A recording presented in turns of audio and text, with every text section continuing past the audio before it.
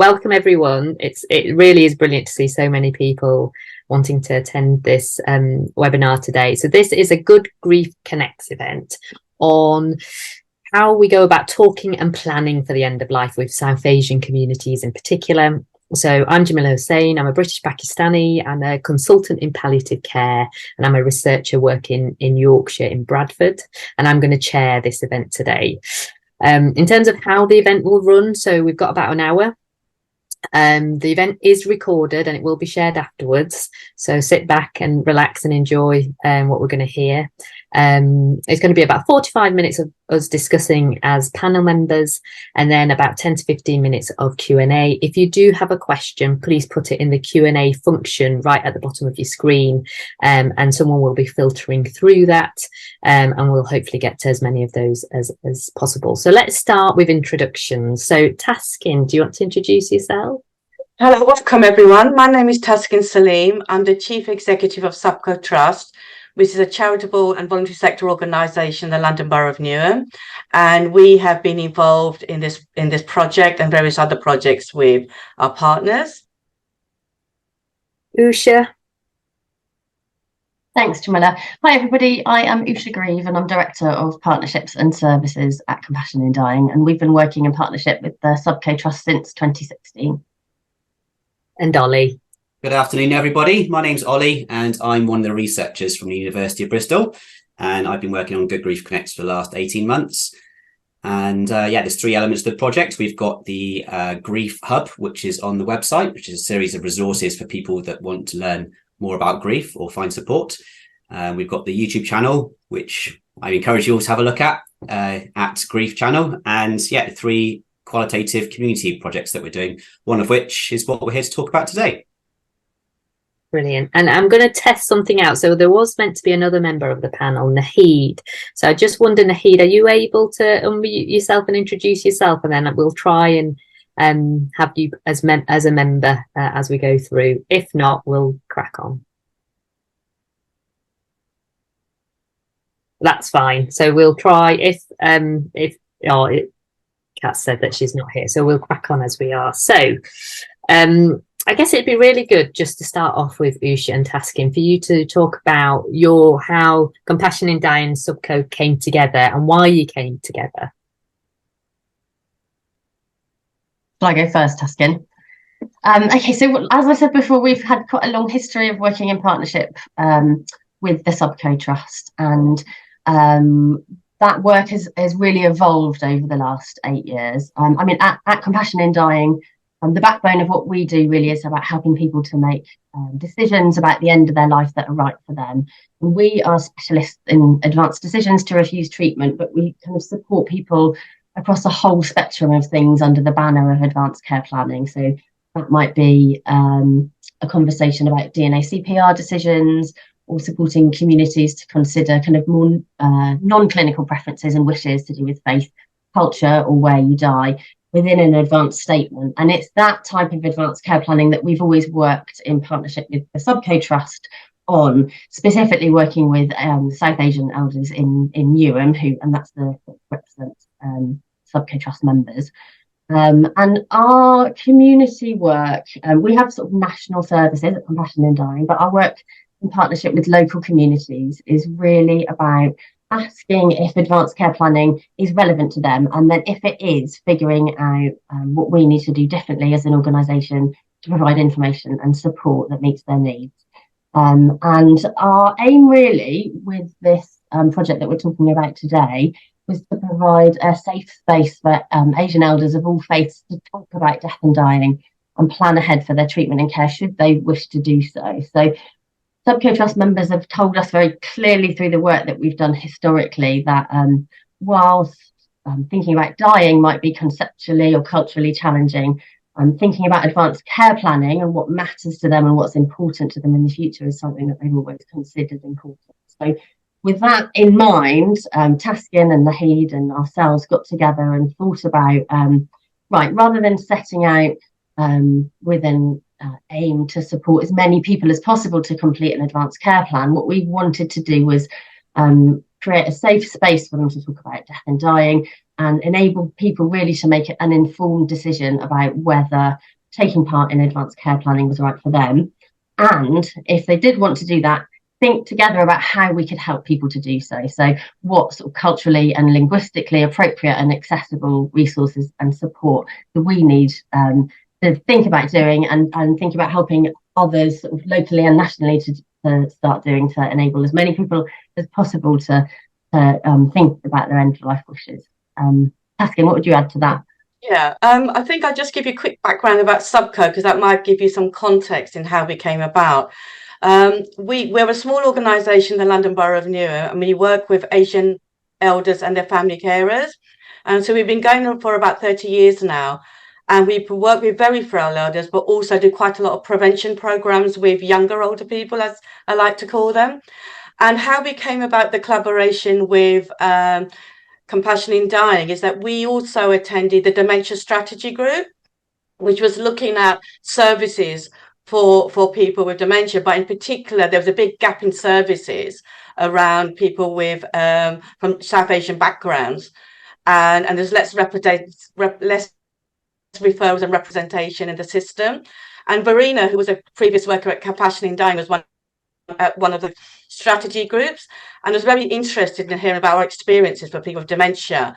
And that's how the conversation started, in terms of, did you know about this, did you know about that?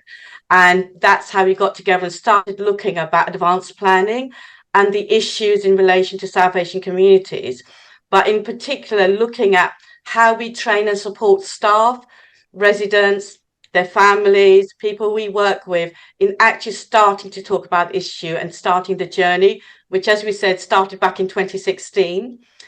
We've done various bits of work as well with the local authority, and again, outside of this project with Compassion in Dying, in about getting some short videos together in South Asian languages around advanced planning from different perspectives, from older people, carers, but also younger people as well, and trying to get the message out how important it is to have this discussion. And obviously with the pandemic, that really threw everything into the pile, really, in relation to, if you don't have any plans in place and your families don't know what your wishes are, decisions are going to be made for you. And this whole Good Grief Connect partnership is actually exploring how do we support people to have those conversations, which are very difficult amongst themselves, but also with families. And this is how we came about in relation to this project. Right, that's such a good introduction, and it's interesting how this has kind of developed organically, one step at a time, and you're building on previous relationships. I think that's really important. So I guess, Tassia, the thing that comes to my mind is, how important do you think these topics of, so not advanced care planning, but death, dying, grief, how important were they to the Subco members when you kind of brought it to the table to start with? It was mixed reactions. Some people really welcomed having some of the discussions because of their own personal experiences, but others just didn't want to talk about the issues around death and dying because they felt it was bringing things to a head and they really didn't want to look at it. So we tried to turn it around and saying, you know, you're pretty well at the moment, you're pretty healthy. If something happened to you, what would you want others to know, both in terms of family, but also in terms of the professionals, i.e. social workers, your OTs, your consultants, your GPs? How would they know what you wanted and how you wanted to be treated in relation to your particular needs? And that could be around gender, it could be around ethnicity, it could be around your religion, your language. How would they know? Because obviously some of them were telling us about their bad experiences they had when they've been admitted to hospital for various other things. So we were saying, you know, this is very important in terms of trying to have that discussion so people are aware.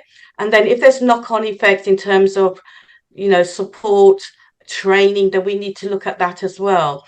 So it was a difficult journey, and we had small workshops to begin with, and also one-to-ones, because again, it's very difficult sometimes for people to talk in a large group. But also in terms, some they get very emotional because of the journey they've been through, either themselves or with their partner or another person who's been a member of the family who may have passed away or actually are in palliative care. So we were able to make sure that we were able to open up the discussion. So it wasn't just at those particular meetings, but we also started incorporating it in our assessments and our reviews. So when people came across Subco for a service, it's just starting the discussions at a very early stage. So we're trying to make it as natural as possible, rather than you've got a diagnosis, we're now going to talk about end of life care and advanced planning. So again, getting people to think about different issues and what was important to them in a much more friendly, down to earth environment. And what, I guess, that down to earth bit of it, what is it that you think that we might be missing, say more as clinical teams, that you bring that makes it down to earth? I think it's all about relationships and trust. And I think coming to organisations like Subco, we have a history of individuals, and we've supported them through different situations, supported in terms of advocacy and getting services. So the trust has been built. And I think that plays a big part for when people are talking about difficult issues. And it takes time. It doesn't happen overnight, these relationships. For some people, we're still getting to know about their differences and their issues 3-4 years on. Others we know quite well, but then people go through changes. So it's always about keeping in tune with what's going on in their lives and how they need to adapt to certain situations, and how we can support them to do that.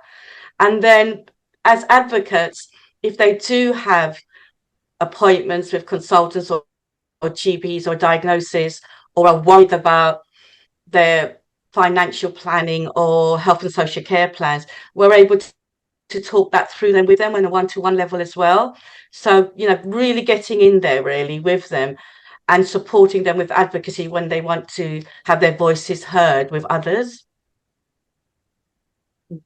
And I guess, Ollie, if I can bring you in, I guess, what do we know about the inequalities that these kind of more marginalised communities face that might mean that they may have more barriers to talking about issues around death, dying and grief, or being heard?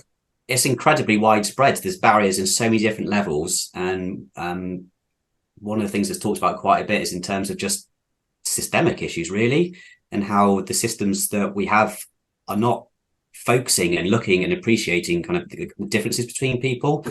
Some of the things that was talked about in one of the earlier workshops was how people get information about diagnosis, a recent diagnosis or illness, and oftentimes the information is presented in written formats which might not be suitable, complex language.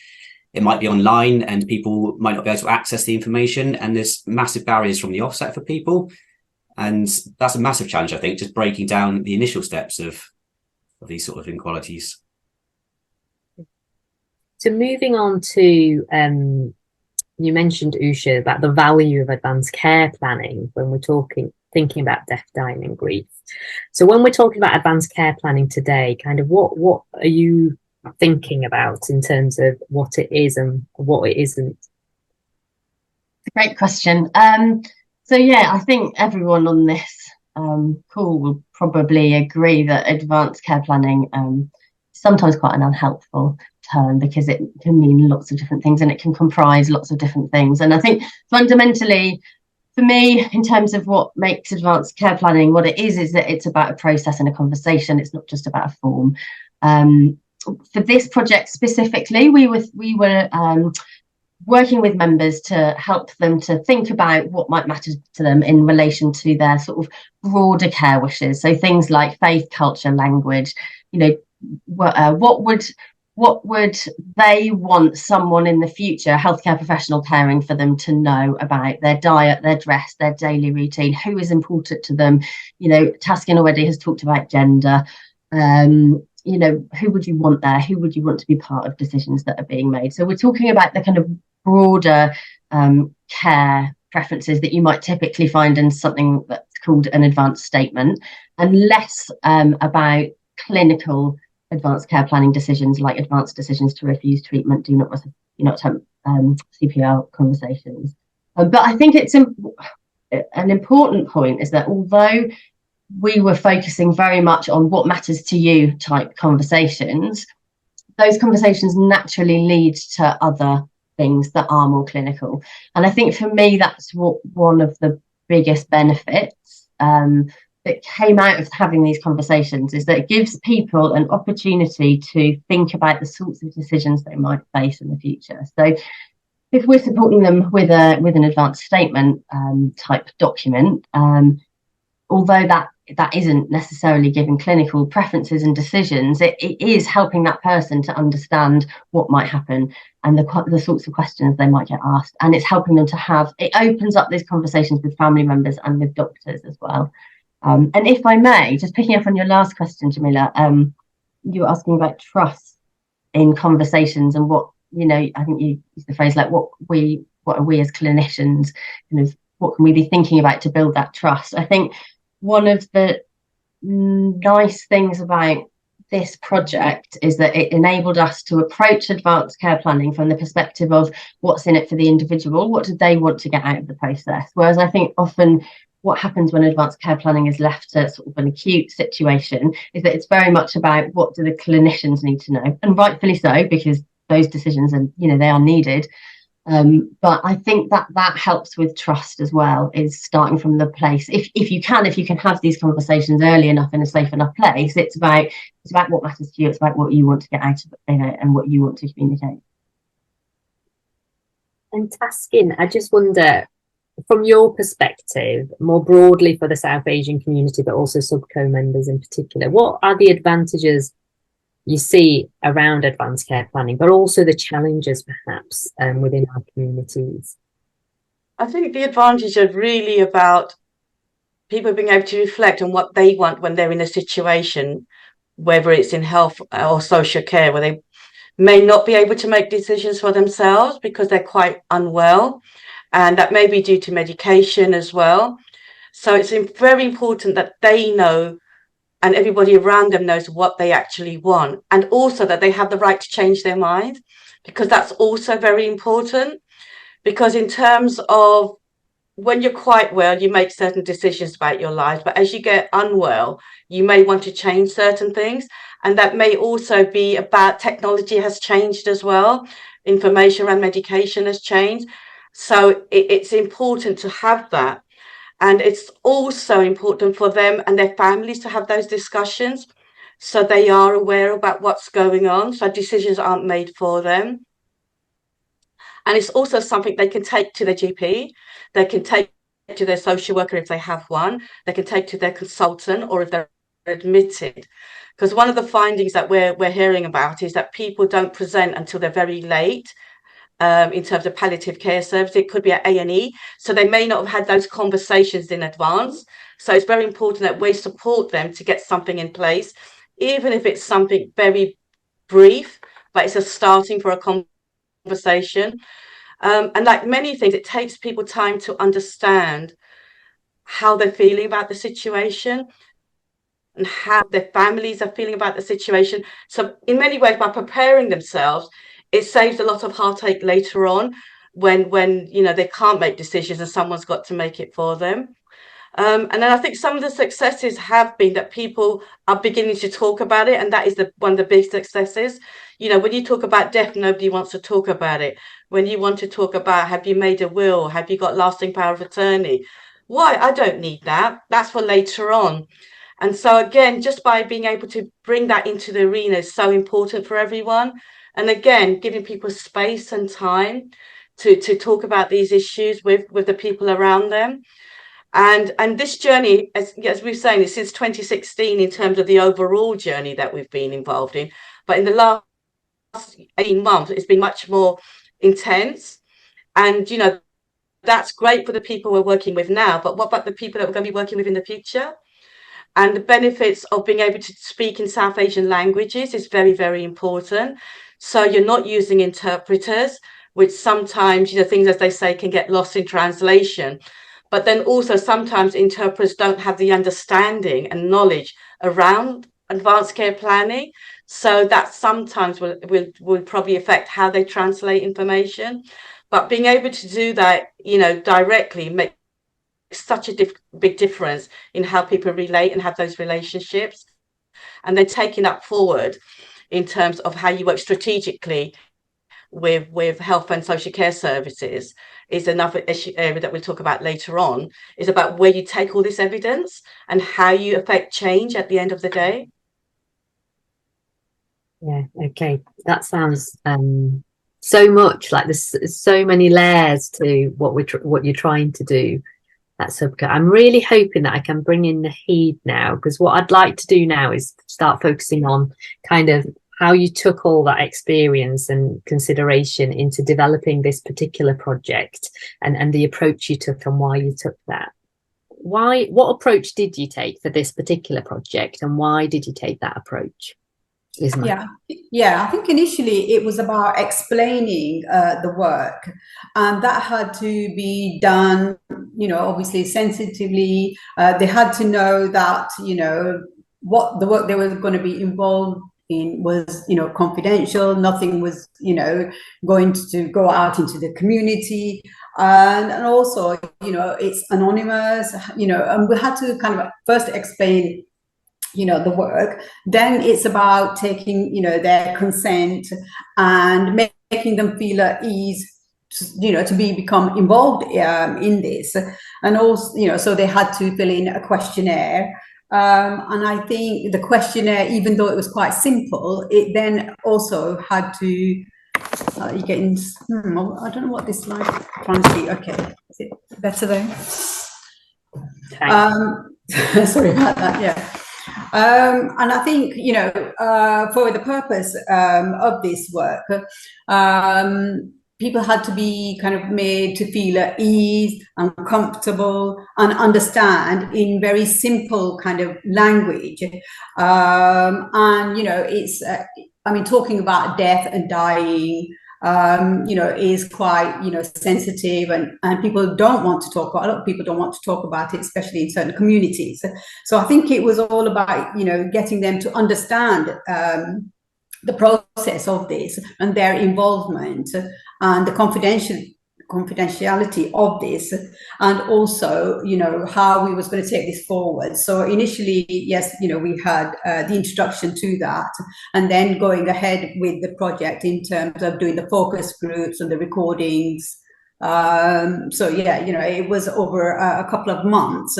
But also, I think it's also about them kind of, when you're, when it's a long kind of project that's over a couple of months, I think it's, it's important to remind them each time when you're kind of working with them, just giving them a little overview of what this is about, and, how we explain it to them very simply, and, ensure that they understand before, we go on to the next stage. And what kind of topic areas did you cover in the workshops? We covered a whole lot of things, actually. So I started off with talking about how it felt to talk about this, and, the impact on them, and then having to talk about it to their families as well, because a lot of people, they wouldn't make the decisions without consulting their children or their extended families. So it's about talking to them as well, and then the impact of what they had said also impacted on how they would talk about, and how it would kind of impact their kind of input into this. And I think, a lot of people were kind of scared to talk about this, or, if they had to kind of listen to what their children were saying as well, or, their extended family, and hold some of it back. And I think the important thing here was that at Subco, they have built relationships with the staff as well. So I think it was easier to kind of for them to open up, because they already had existing relationships and felt comfortable and at ease, and about the information, where it would be kept and where it would be stored and where it would be sent, and how the research was going to, how it would go into the research and where this research would go. And also, we were taking pictures, and we're getting their consent on that as well. Is it okay for us to have their pictures in the reports, or going forward like that? Yeah. And just so I can get it clear in my mind, like, did you just do conversations? Did you do artwork? Did you take photos? How did you actually kind of run the workshops? Because I know people will be interested to hear that. Yeah. We did workshops, and we did recordings of the workshops as well. And then people spoke about their feelings, and we had a couple of workshops where where the recordings were 3 recordings for the research, but also in terms of getting them to kind of understand, and think through in their head their wishes, their desires. We had them in focus groups of a few people. We had them in one-to-one sessions as well, and some of them kind of explained through pictures as well, because they do that in Subco a lot. So if they're drawing things, it's a bit like when you do play therapy with children, it's similar things. So when they're doing art therapy, and we're having informal chats with them, and they talk about different things. So there was last week when we did the workshop, this happened. So it's about capturing what they're saying, and it's not necessarily in the focus groups. It's more like one-to-one or informal chats we have with them, and we capture them through that way as well. If I could come in, Jamila, what we would start off by doing would be having a presentation to the whole group. And this is where Ollie and Usha came in as well, in terms of their teams, talking about what we were discussing that day in terms of having PowerPoint presentations, and then interpret them into different languages, so that people had the concept before they started into the discussions. And then we would divide people into different groups, which would have been planned beforehand in terms of people's chosen languages, so they could express themselves and talk about it in there. And then we had facilitators and note takers as well, who were recording the information. There was also flip chart paper on the walls where people were putting things on stickies, or supported to write things down in different languages as well as English. So we could capture information throughout the event, rather than just being, we're doing focus groups and now get into your groups. And then afterwards, there was quite a lot of free-flowing discussion over lunch as well, in terms of the conversations, because as we know, there's a lot of information going on, but then you need that space just to carry on talking about things. And that's sometimes, I think, Naheed, where you captured a lot of the issues that people were facing, because they'd had time to think about it, and they felt they were in a less formal structure, that they were talking about it over lunch as well. And so that information was captured as well, in terms of bringing it back into the play, really. Yeah. And I think sorry, I was just going to say, I think it's also important, because they've had the initial presentation, but then I think it's like kind of reiterating it over and over again, that this is what what it involves, this is how it is. So each time you're working with them or doing a group session with them, it's about having to go through the work and what it involves, because I think I think it's important to do that, because obviously, sometimes they forget things as well. And because we do a lot of projects at Subco, I think, it's important for them to kind of, understand that this is this is that, because sometimes, they kind of interlink as well, the project.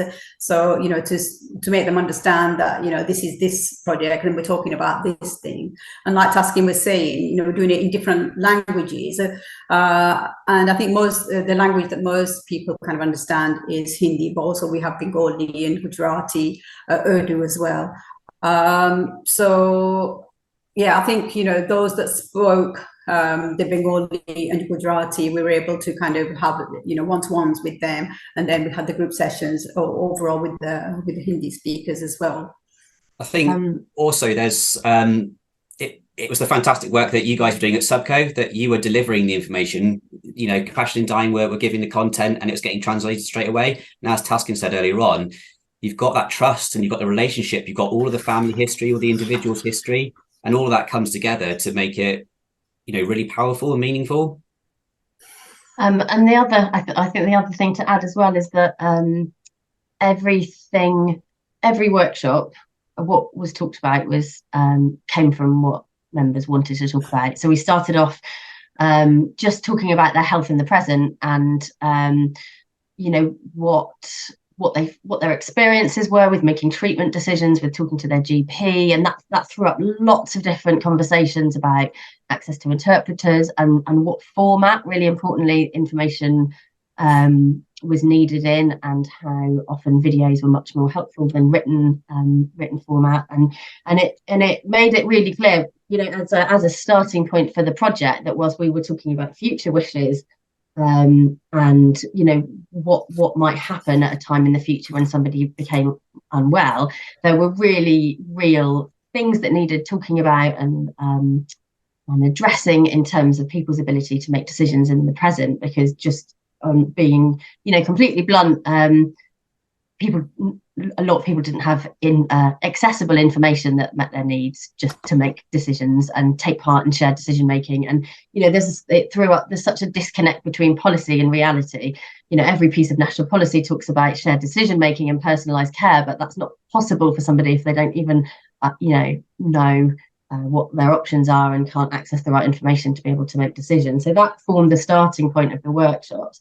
And then one of the great things about having everything written up and recorded was that we were then, as a team together, able to go away and look at all the different themes, because there were lots of different groups and lots of discussions, and kind of look at those and think, okay, this is what people are saying are important to us. What do they want to talk about next? And then we would give Taskin and Naheed would give that back to members and say, okay, we could go in this direction or this direction or this direction for the next workshop. And that each workshop was chosen by members.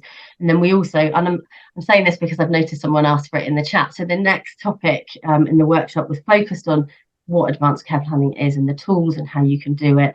And then the next discussion was about barriers to advanced care planning and why people might not want to do it.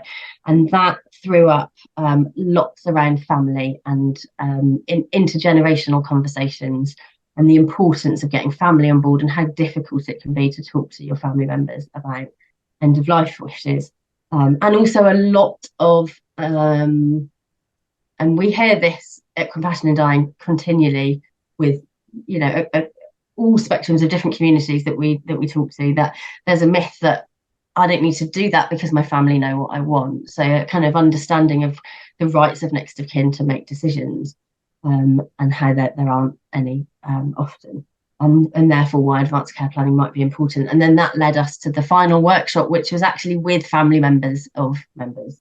So we invited family members to come and talk to us about their experience of having a life conversation. And I just wonder, how did that change the insights of the people who first started, hearing the family members' perspective? And Taskin? I think it's pretty much as predicted. But what it did highlight was the importance of speaking with family members, and it's not just immediate family, it's extended family as well.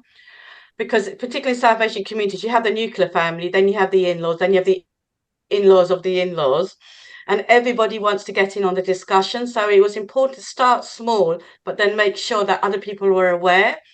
And also what was important for different families was that there was a pull in two directions sometimes, where families wanted to do things in a certain way, but the person themselves wanted things done in a different way.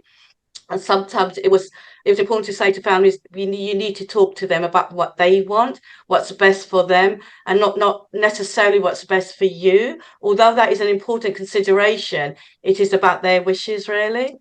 And the other thing about families as well that we found, and it may be in many other families, particularly South Asian communities, has been the tensions between different siblings as well. And again, their knowledge about what is appropriate or not appropriate. So again, the family dynamics was something that we knew about because we've worked with families at Subco, but it did highlight that, again, it's still an issue that needs to be continuously worked on.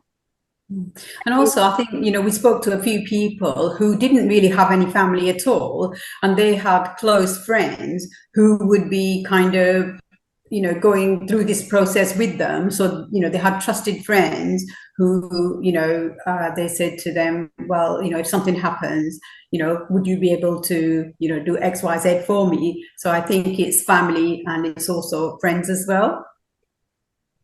Wow, sounds fascinating. I could speak to you for days, I think, about what you heard and how it had an impact on the community. I guess just moving on to kind of what came out of this from a research perspective, but also policy perspective, Usha and Ollie, in terms of why you did research alongside it and what the outcome has been in terms of the recommendations in the report. So I start with the research side of things. So when we started the project, one of the main aims was to investigate and understand this co-production process and how Compassion Dying and Subco have developed the workshops in the way they have done, because it's, you know, quite a novel approach, and importantly, it's really focused on South Asian elders and Subco members. So we had a few elements to it, and a few methods of data collection, one of them being the workshop notes that Taskin just talked about. So after each of the workshops, Compassion Dying would summarise what was talked about, and then Taskin and Nahid and the team would refine what's in the notes to inform the future workshops. So we had those as one element of data collection. I also carried out a number of interviews with local stakeholders in the Newham area. So that's people that were directly involved with this project, but also thinking about the wider ecosystem throughout the area, mainly to find out how people's voices being heard and how co-production is happening in the wider ecosystem. And then the final aspect was the focus groups that Nahid talked about earlier on with Subco members. So that's been the overview of the research, and yeah, we're in the kind of the analysis and write-up stage of that at the moment. And I think really the thing that's hitting home the most when I'm going through it is the word meaningful. And it's meaningful on so many different levels, meaningful conversations with people, meaningful outcomes when those conversations are happening, and making sure that there's meaningful relationships between, you know, not just the stakeholders, but people in the community, with community organisations and statutory bodies and NHS and social care, because that's certainly one of the things that sadly has come to light, that there isn't enough meaning in what's happening, transparency. And, you know, lots of times I've heard about clinicians not wanting to bring up these conversations because they think it's a taboo, and it's easier just to kind of sweep it under the carpet and just not mention it at all with people. And it's kind of doing people a disservice, which is a bit upsetting. Thank you. Usha, so in terms of Taskin, I guess, the recommendations coming out of this specific project, what are the kind of key headline takeaways? I think Ollie's touched on this already, but I think one of the key ones is that people don't view talking about dying and advanced care planning as the same thing. And so I just really urge all of us as professionals to not be put off by the idea that death is a taboo, because we find that, yes, people find talking about death and dying emotive, and some people find it challenging because they felt it was distressing to imagine themselves or their loved ones unwell or dying. But repeatedly, people demonstrated that they wanted the opportunity to think about what matters to them in relation to their health and care in the future and document this, especially in the context of feeling often quite marginalised and already like they don't have a voice in their health and care. So they wanted people to know what made them them, and the things that they would or wouldn't want to happen to them in relation to their care and treatment. And so I think my main message is that these conversations are really important, and people want an opportunity to have them, or some people do. And there's a question really about how we can help other people and other professionals who might be having these conversations in the future to feel confident doing so. And the report that goes alongside this project has some recommendations that are just really simple and cut across lots of different levels of health and care practice and conditioning. So in terms of clinicians and professionals that are having these conversations, there's two really simple things, and that is you can frame advanced care planning conversations as a way to document your cultural and your faith beliefs and what matters to your family. And that is very motivating for people. They see that as an empowering opportunity, or they saw it as an empowering opportunity. And the other one is that family is so important. So for the people that we spoke to who wanted to do some kind of advanced care planning, they saw advanced care planning as a kind thing to do for their family. So I think that's another really simple way that you can frame these conversations. It's not necessarily about death or dying. And in terms of clinical practice, I think I've touched on this already, but it was really stark, the amount of people who just didn't understand common terms that they'd heard in their healthcare journey or in their family's healthcare journey. So things like palliative, hospice, DNR. And the knock-on effect of that is that people weren't able to make informed decisions and didn't necessarily know what to expect, understand what the options were, or even what they could ask for. So there's a real challenge to anybody who's working clinically, just to make sure when you're using those terms that people understand them.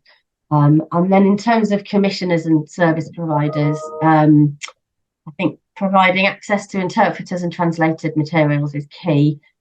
There's a whole section in the report that talks very specifically about formats. So I think we hear a lot about translated information, but and Taskin will, I know, that talk more about this, and Ollie's touched on it already, but people wanted information that they could just share on video to their friends and their family via WhatsApp.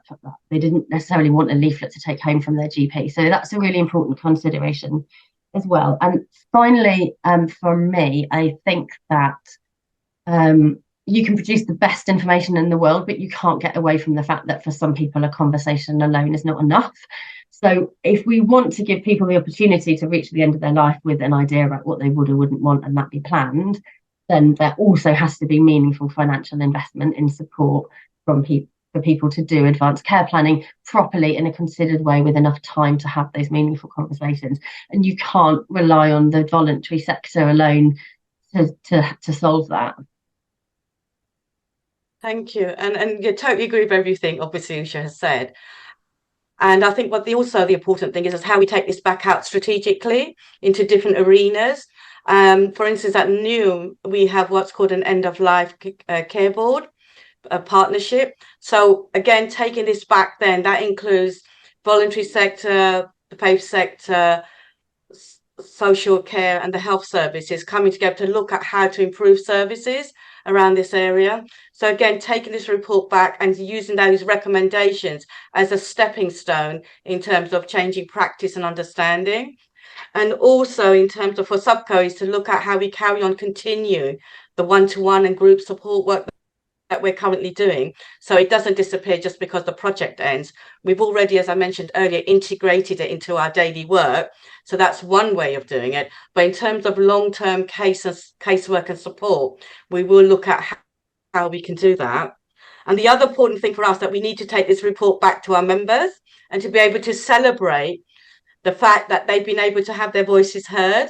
And as Subco, we love celebrating success. And I think this is a great success in terms of all the time and input they and their families have had, as well as other stakeholders, and being able to use that as an example of good practice, which is really, really important. So that's in terms of what I'll be taking away at the moment as well, and hope that others will too. Brilliant, that's great. Thank you so much, everyone. I'm going to go on to the Q&A now, because we've got about 10 minutes left. So we've had a whole range of questions, really, really interesting ones. So one of the questions is from someone who's a South Asian, a GP of South Asian heritage, who kind of says it with their own parents, but also community members, they feel superstition around talking about death is a major barrier. Obviously, we talked about how you can separate advanced care planning from death to allow advanced care planning, but I just wonder, Taskin and Naheed, whether you have any thoughts about how we can navigate going around that just to support discussions around death, dying and grief.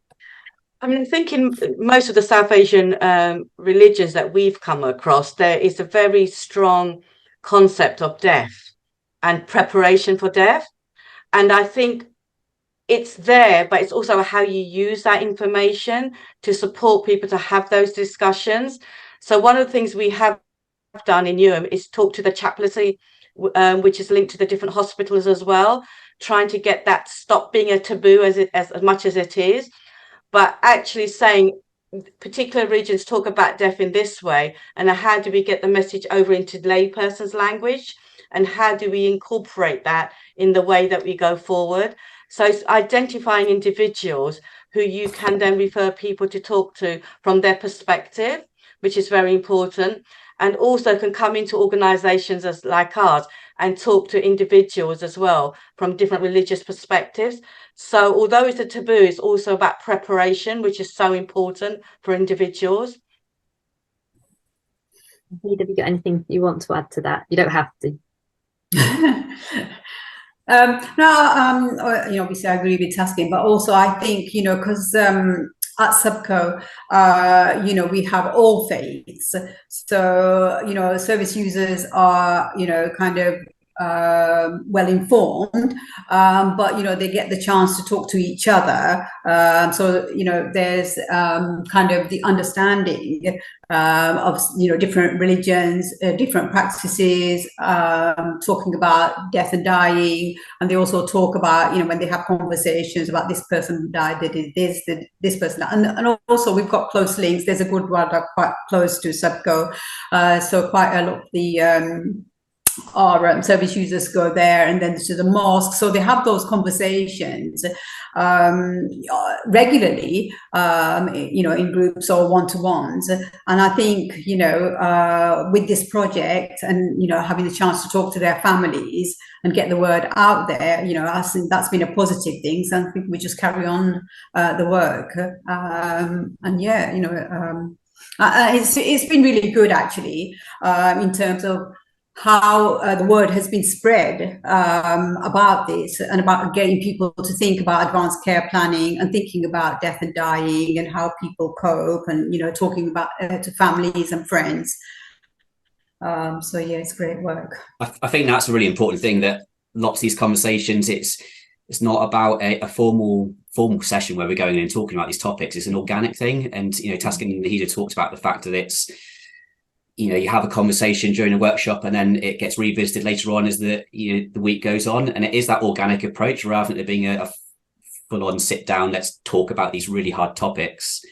It needs to be a lot more holistic. It needs to be a lot more organic. And now these sorts of conversations are happening in the wider community. It's only got to be a positive thing, that people feel more encouraged, skilled as well, to have the skills to be able to broach these conversations with people. It's really important. And the knowledge, it all goes hand in hand. Yeah, and also I think, as Taskin said, it's really important that when research has been done, we take this back to people who have been involved, and they actually see this as well. Because sometimes, research is done and then, you don't hear anything about it. And then, so that kind of, gets lost. But this is great that we have a report and we take it forward and, explain this to the people that have been involved. So that's a positive thing as well. Another interesting question that's kind of come up is talk about children. So not only supporting children to talk about death, dying, grief, and perhaps advanced care planning if they're part of that wider family structure, but also death of children. So I know in Bradford we have a really high mortality rate within for children in the Pakistani community. Any thoughts around that? I mean, at Subco, we have come across people who had deaths of children, and I think they find that really hard to take, because usually, as a normal kind of life process, or end of life process, it's usually the parents that go first, and then the children. But when the children go first, I think it's hard for parents, and to give them support, to talk about things, to get them the help that or bereavement counselling and things like that is a way forward of them coping with that. Mm-hmm. And also at Subco we run carer support projects, so within that as well is about giving people the space to talk about issues that have affected them as well, and what their experiences have been, and then link them back into other services and support as needed. Another question that's come up is for people who have parents now who are facing the end of their lives and they don't have a community group they can access. Any thoughts from the work you've done about how children can approach this kind of conversation with their parents? I mean, we've done some work with families as well. So, and like asking carers, so they can be children, or parents can be carers of their children. So, you know, it's kind of interlinked as well. So, you know, our work is ongoing. So this, you know, was, you know, one project that we was involved in, but we have others, and, you know, we have support groups. And then, you know, we also, you know, have our advice information sessions, so people come through that as well. So there's different avenues at Subco where people can seek support, and that's because we work with service users and their families and friends. So it's like a holistic service. So the help, you know, is available for those that are accessing this. And we can also support them to access services like Compassion in Dying and other services, hospices, Macmillan services, etc., and be able to support them through that process, which is very important. So again, you know, national helplines are always very, very important in terms of getting the information as a first step, and then they come back to us and we can support them through that process. And hopefully in other areas there'll be something similar, not like Subco, but a support group where people can go to get advice for their parents. And it's something that professionals will be signposting people through there when they're doing the assessments and the reviews as well. Usha, do you? I think, yeah, I sort of approach this from a more kind of practical perspective of, you know, how have I and would I start that conversation with my parent? And I think there's a few things that are helpful to think to bear in mind. And one is that some people might not want to have that conversation to start with, and that should always be respected. But I think going back to my trust point earlier, it's really important to approach that conversation about with the frame of, I don't necessarily know what you would want, and I would like to. And it makes it very much about what's important to that person. And I think the next of kin kind of myth that I mentioned earlier as well is important in these conversations. So I think a lot of people feel like, I don't need to have this big conversation because I just trust you to make decisions for me. But actually, I mean, yes, in a clinical scenario, if someone hasn't planned ahead, a decision needs to be made in somebody's best interest. But there's no guarantee, and family members should be involved in that decision-making process. But obviously, there's no guarantee that what that decision-making process that group of clinicians feel like is in your best interest is there's no guarantee that will be what you want. So if you do have wishes about what you would or wouldn't want, then you need to talk about them and you need to write them down. And I think that's really helpful. And the other thing is that you can if you really are starting these conversations from cold and you want to talk to your family about it, the advanced statement is a really good place to start. If somebody's never thought about these things, it's very much all the prompts within an advanced statement that you can get, and we have a template one that you could use, but there are many. They're very much about, you know, the softer wishes, what matters to you, what's your identity, who makes up who you are, and that can often be a kind of gateway into further conversations down the line. So we've got another couple of minutes. I wanted to finish with, and first of all, say thank you for all the brilliant, there's so many other questions, so please do get in contact with the Good Grief Connects team if you want, if I've not been able to get to your question today. But I did want to give the last few minutes to next steps, so for Subco, for Compassion in Dying and the research side, that'd be great.